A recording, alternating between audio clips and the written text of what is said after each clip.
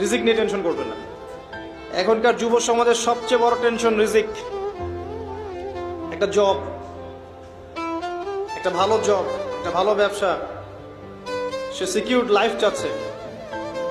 রিজিক নিয়ে চিন্তা করবেন না। আপনার কাছে যে রিজিক আছে এটা আপনার কাছে আসবেই ইনশাআল্লাহ। হয়তো সময় লাগছে কিন্তু আপনার কাছে আসবে ইনশাআল্লাহ তাআলা।